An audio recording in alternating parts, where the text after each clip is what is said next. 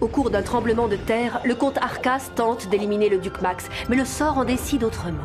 Le comte Arcas était mon pire ennemi, mais il n'avait pas mérité une fin aussi horrible. Sissi confie l'organisation de la répétition de son mariage à son personnel qui est aidé par Zotornik et Elena. C'est une maison de fous. Et un conte de fées en même temps. Franz n'apprécie pas trop le résultat. Ça suffit! Je suis désolée, Franz. Je leur ai fait confiance et j'ai eu tort. Laissez-moi rester moi-même. C'est simplement si. Et la raison de ta sera la raison du cœur. Je vous donne tous les dieux. C'est simplement si. Pour une maison de bois, si elle rime avec bonheur.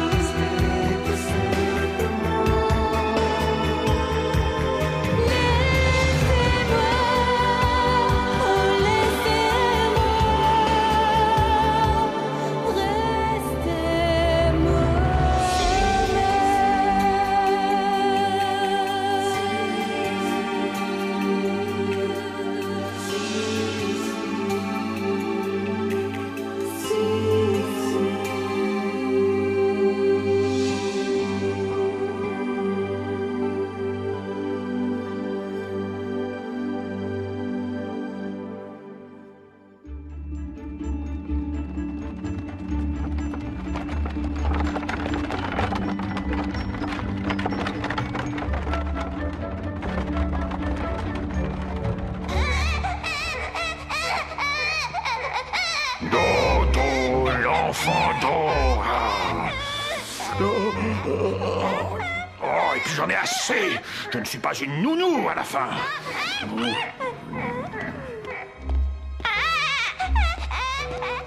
Je connais exactement l'endroit qu'il te faut, c'est l'orphelinat.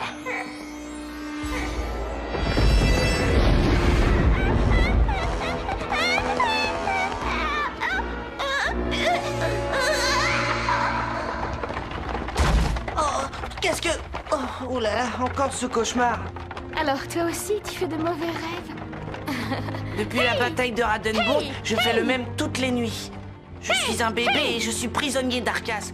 Je pleure, il m'emmène sur son cheval et il me dépose devant la porte de l'orphelinat où j'ai passé les premières années de ma vie.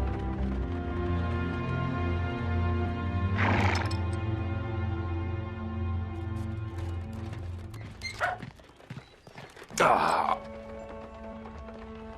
Ma petite fille.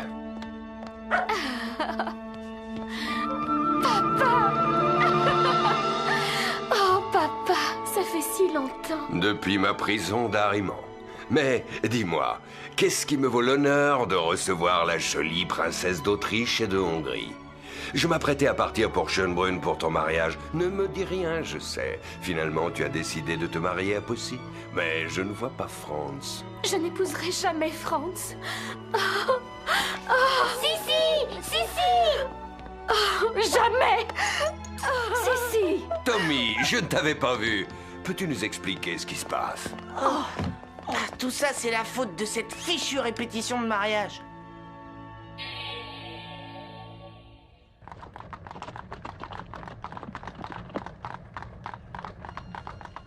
Bravo, Franz. Continue comme ça. Mets Sissi dans un vieux carton et qu'on n'en parle plus. Ah, maman, Karl, comment allez-vous? Qu'est-ce que c'est que cette histoire, Franz? Sissi est partie? C'est incroyable. Mon fils a une fiancée parfaite, digne de devenir la future impératrice d'Autriche, et il la laisse partir. Mais c'est elle qui... Taratata! Inutile de chercher des excuses. Si elle est partie, c'est que tu t'es mal conduit. Moi? Mais je... Vraiment, je ne te félicite pas. Tu vas lui écrire pour lui demander pardon. Et tout de suite. Pour une fois, frérot, je crois que maman a raison.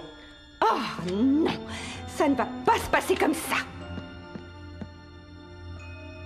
Franz était furieux. Sissi se sentait responsable du désastre et nous sommes partis sur le champ. Voilà toute l'histoire. Je n'arrive pas à y croire.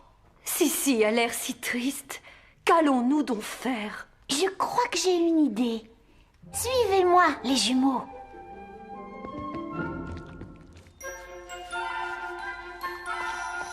Arrêtez! Arrêtez tout de suite! Mais qu'est-ce qui vous prend de peindre n'importe comment? Vous ne voyez pas que c'est affreux? On croyait que ça te ferait plaisir, nous. On est vraiment bon à rien.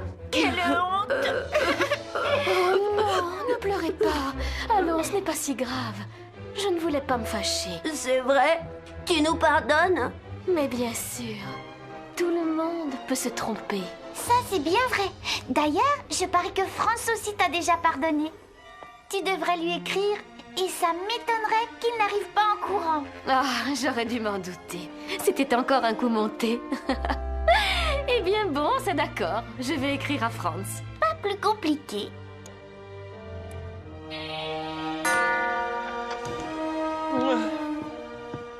Tenez, Caspar, j'ai fini. Votre Altesse a bien failli manquer le départ du courrier. Tout est à recommencer. Franz va lui écrire. Elle va revenir. Oh non! Elle ne peut pas revenir. C'est impossible. Mais comment pouvez-vous rester calme, Tsoto?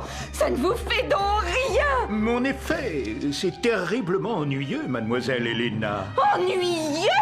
Mais c'est une catastrophe, oui. Il faut faire quelque chose. Évidemment, je pourrais encore faire quelque chose, mais vous connaissez mes conditions. Je vous promets de ne plus jamais vous demander aucun service domestique, mon petit Tsoto. Et encore? Je vous promets que vous serez mon chancelier quand je serai impératrice, mon petit Tsoto. Mais enfin, que vous faut-il de plus, Tsoto? Je veux que vous cessiez, une fois pour toutes, de m'appeler Tsoto, ma petite Helena.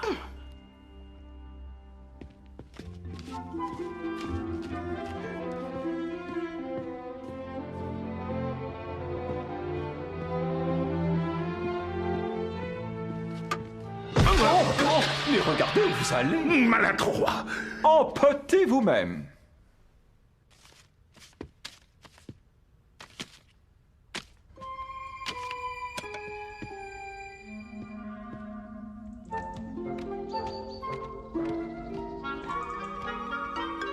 C'est drôle, mais depuis que le comte a disparu, je trouve son château moins terrible. Oui. Je me demande bien ce qu'il va devenir maintenant. Arcas! En personne. Et j'arrive juste à temps pour vous surprendre une fois de plus sur mes terres. Et en plus, vous osez voler mes framboises.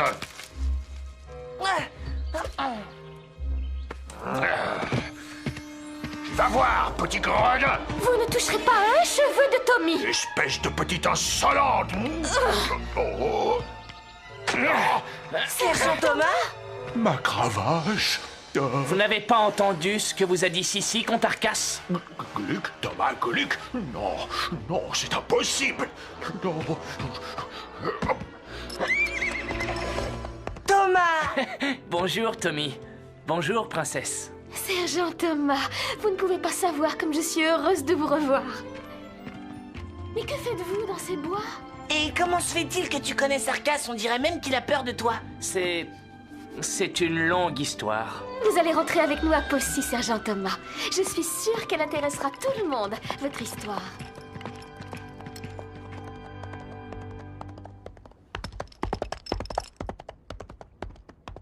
À la santé du fantôme de Monsieur le Comte.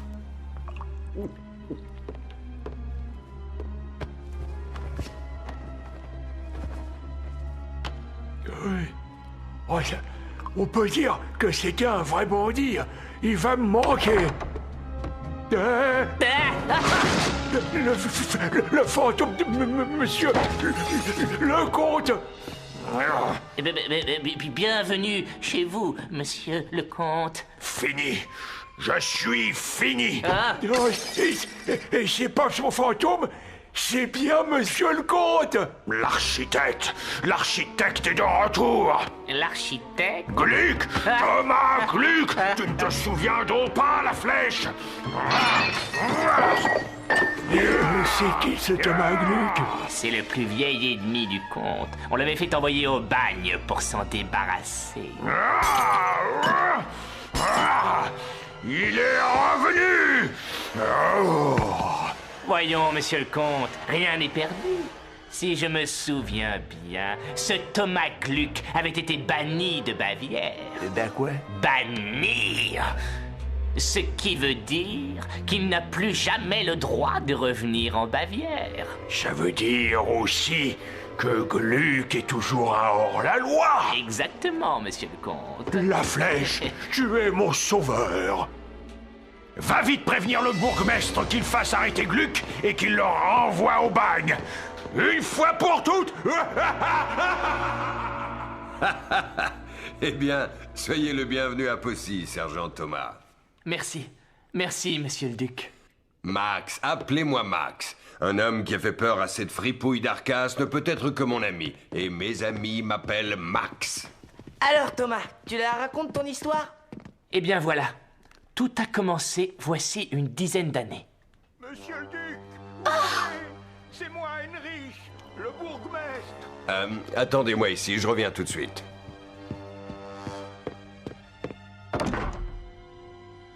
Eh bien, bourgmestre, que se passe-t-il encore? Ah, monsieur le duc, c'est bien embêtant, mais voilà, enfin, je dois... c'est très délicat. Eh bien, parlez donc, Heinrich. Thomas Gluck, au nom de la loi, je vous arrête. Oh! Non!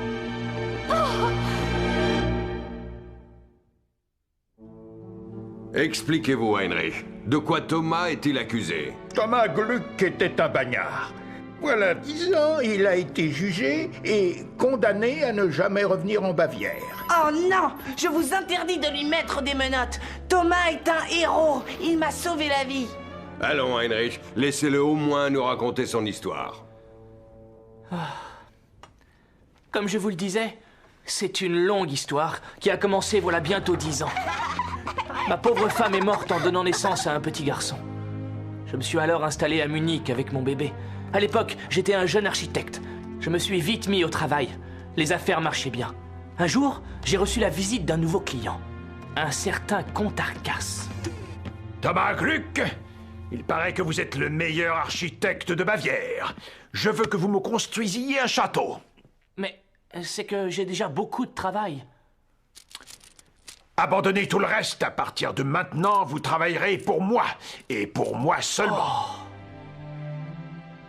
C'est très bien. C'est parfait. N'oubliez pas les souterrains. Vous pouvez commencer la construction. Voici le contrat, monsieur le comte. Quoi? Oh là là! Mais c'est excessivement cher. Je veux dire, aucun problème. Vous serez payé, bien sûr. Mais à quoi bon signer des papiers entre amis? Je préférerais que vous signiez, comte Arcas. Mais oui, bien sûr, si vous y tenez tellement.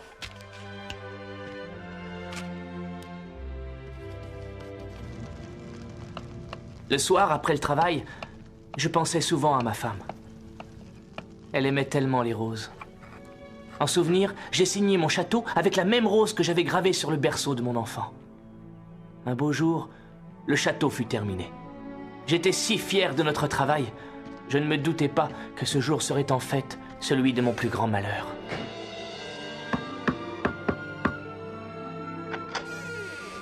Le comte m'envoie vous chercher.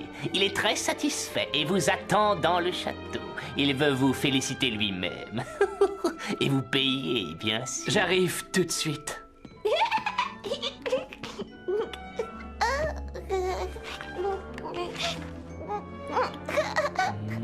À tout à l'heure, mon ange.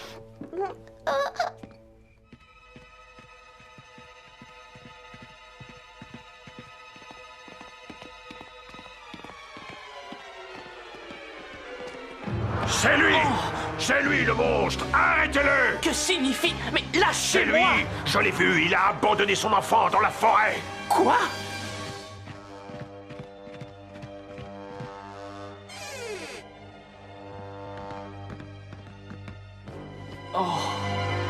Je suis sûre que c'est Arcas qui a fait enlever le bébé. C'est un menteur et un voleur. Et après, il vous a accusé parce qu'il ne voulait pas payer le château.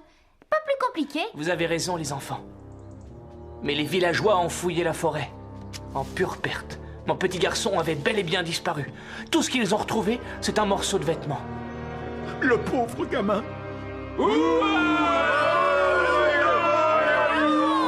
Silence dans la salle. Laissez parler les témoins. C'est lui qui a abandonné l'enfant dans la forêt. C'est lui le monstre qui l'a livré aux loups affamés. C'est faux! Il ment! Vous n'avez aucune preuve! Oui, rien ne prouve que le bébé soit mort. Vous n'allez pas l'acquitter alors que je viens de vous dire qu'il est coupable.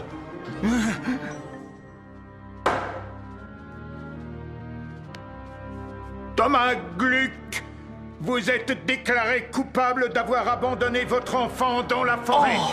Ce tribunal vous condamne à 10 ans de bagne et à ne plus jamais remettre les pieds en Bavière.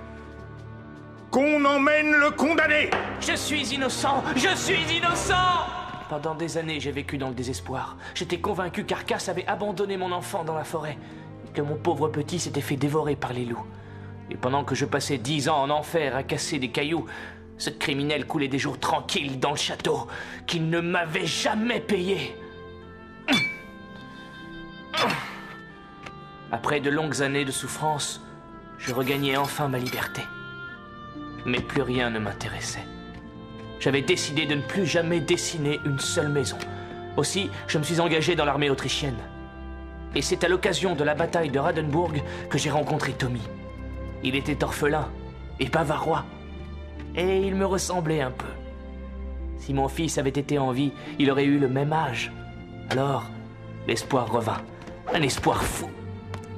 Et si mon fils n'était pas mort, si c'était Tommy, il fallait que je sache.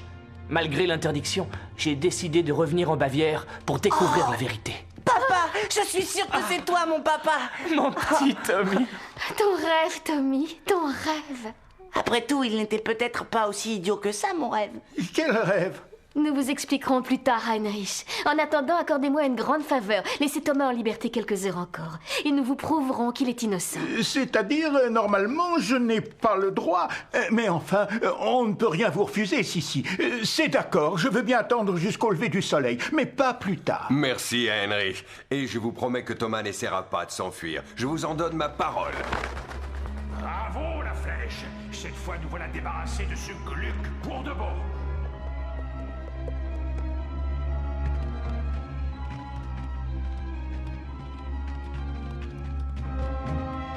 Voici l'entrée des souterrains. Suivez-moi.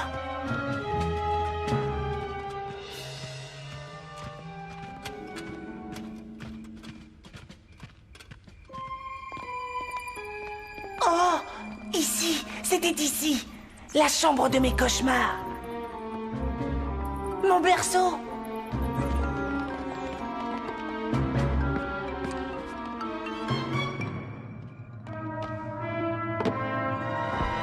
Mon contrat.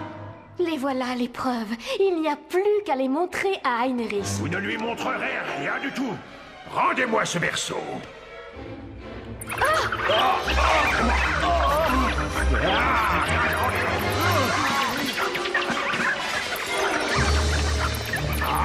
Allez-vous-en, sale bête!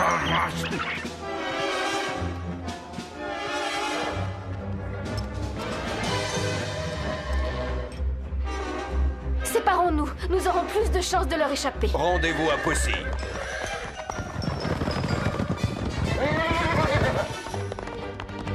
Séparons-nous! Il faut à tout prix récupérer le berceau!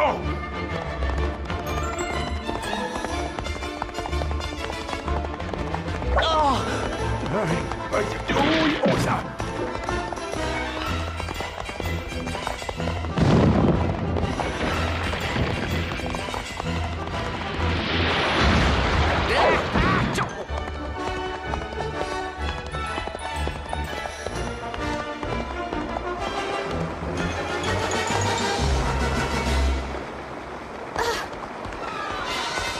Mon vieux tempête, nous n'avons pas le choix. C'est bien, Tempête. Continue. Allez. Courage. Nous y sommes presque.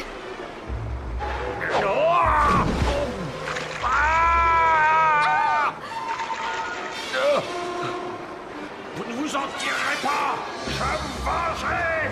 Je serai le maître de Possy, le maître de toute la Bavière. Cette fois, je crois que c'est un peu tard, comte Arcas. Je n'aurais jamais dû la laisser partir seule. Pourvu qu'il ne lui soit pas arrivé malheur. Je suis désolé, monsieur Gluck, mais je vais devoir... Vous libérez et arrêtez le comte Arcas. Oh! Laissez Gaspard, j'apporterai moi-même son courrier au prince Franz. Mais si, vous avez l'air si fatigué. Oh, merci, mademoiselle Helena. C'est trop gentil.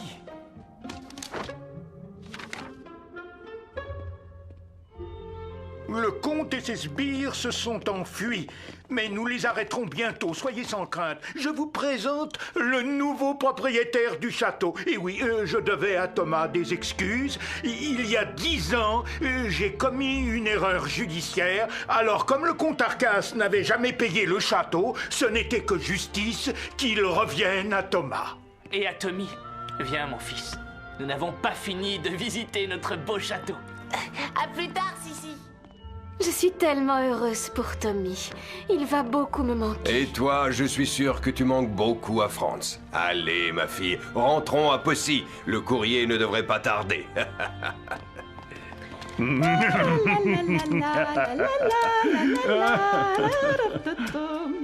Pauvre Franz. Pauvre Sissi.